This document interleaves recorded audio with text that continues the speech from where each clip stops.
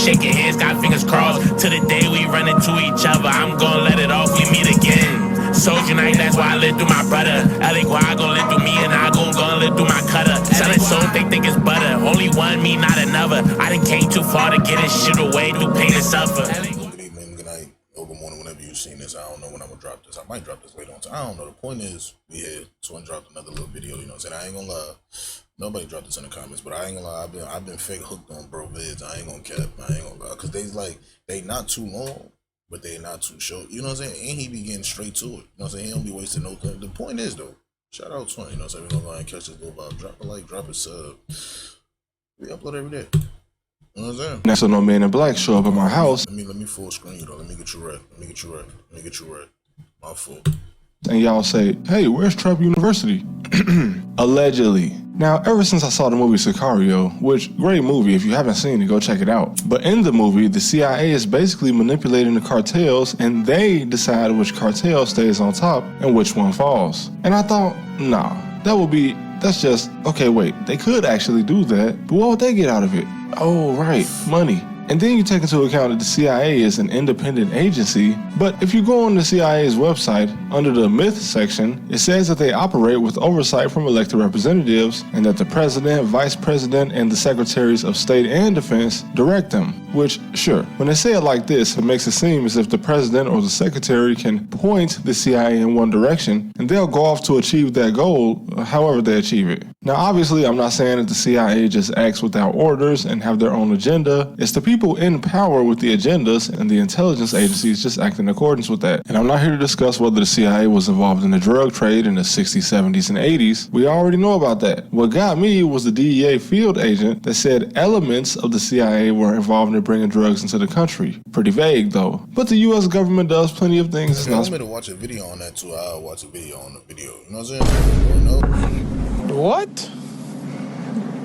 Bro, what are you talking about, man?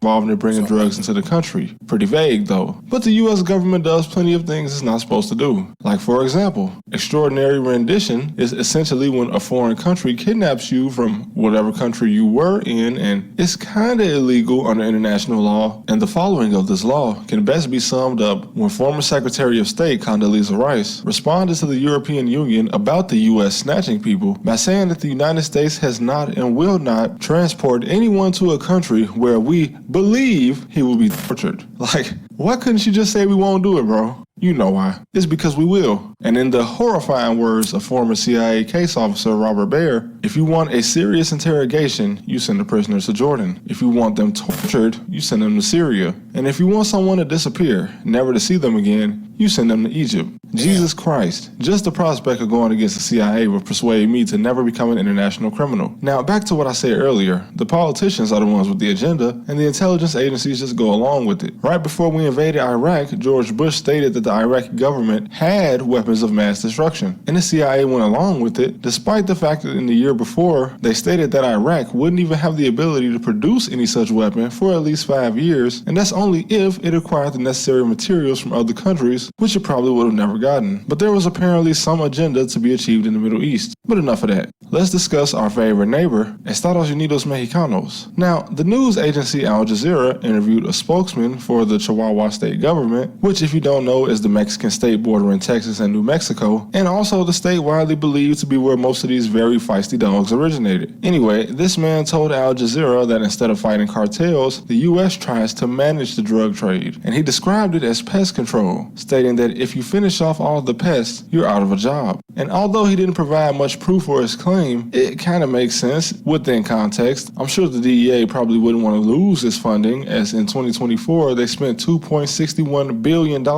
And just as a little fun fact, in 1993, it was reported that due to a miscommunication error, the CIA shipped a ton of cocaine to the US. Now, according to the New York Times and the Washington Post, a CIA task force in Venezuela accumulated more than 3,000 pounds that undercover agents got from Colombian drug traffickers, and somehow more than half of it was mistakenly flown to the US where it was sold on the streets.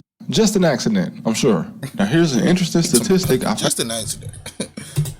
And somehow more than half of it was mistakenly flown to the US where it was sold on the streets. Just an accident, I'm sure. Now here's an interesting statistic I found in a report from the Denver Post in 2022. And it states that the U.S. spends around $48 billion a year to fight the war on drugs. Which is, but that's too vague of a statement, since it includes everything involving drugs that the U.S. government spends money on. So I did some digging into the White House archives, and I wanted to find the budget information from at least the past year. And according to the Biden White House archives, alright, this is from a government website, just in 2025, from the end of Joe Biden's presidency to the beginning of Donald Trump's, a budget of $3.3 billion was provided to the DEA to combat drug trafficking. And it also states that this budget is a $93.6 million increase from what I assume was the previous year. And if you want to talk about mismanaging funds, Jose Irizarry, a former DEA agent that was sentenced to 12 years for money laundering, fraud, and identity theft, took bribes from cartel members in Colombia while creating a lavish lifestyle for himself, and once he went down, he stated that dozens of other federal agents and prosecutors were also involved in his laundering scheme, which he called Team America.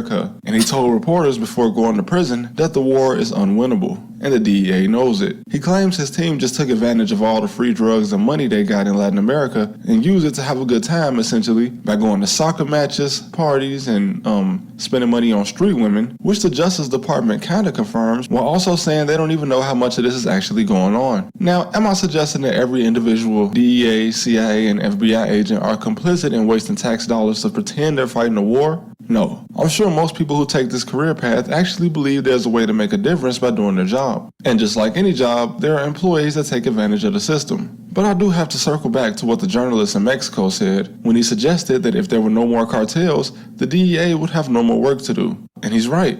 If the flow of drugs coming into the U.S. were to just suddenly end, where would all those billions of dollars go? Would the government just keep approving budgets while having us believe there's still a fight going on? And obviously the war on drugs would probably never end anyway, in my opinion, since Latin America isn't the only source of the problem. We have a large flow coming in from China and the Middle East as well, and I've even seen North Korea being called a secret narco state. So the war truly can be won, it seems, and maybe that's what makes this question so hard to answer. Because even if there are no corrupt DEA agents or CIA conspiracies, we might just be too far gone to ever make any real change. And the fact that we now have billions of dollars allocated to this cause every year, and people who depend on this career to make a living, it might just go on forever. It would not surprise me that there is some government agency working to make sure those budgets keep getting approved every year so that they can keep making money, or at the very least keep the departments open. And when you have people in Mexico stating that the US isn't doing anything to actually combat the problem, but in fact just trying to manage it, you could say that some of them are a little biased, which is understandable. But just like anything with the US government, whether there's any truth to it, we'll probably have to wait 20 to 50 years for the CIA to declassify some files on it. So I guess I'll see you guys in about 45 years to see if the CIA actually declassifies the fact that they were managing cartels or if they were actually fighting them. But thanks for watching, guys. I actually did just get a new PC, so longer videos are coming since I'm no longer producing videos. New PC, I need to get a new one myself. Anyways, drop a like, drop a sub. Let me know how y'all felt about that. I ain't gonna lie, bro. Let me know if y'all like these little videos or if there's some other type of videos y'all want me to react to. You know what I'm saying? I ain't gonna lie. But I've been fake hooked on these little quick videos. You know what I'm saying? But anyways, yeah. Let me know how y'all felt about that. That was a W little bit. Yeah, I'm gonna go ahead and get out of there, man. I'm gonna see y'all niggas in the next one, bro.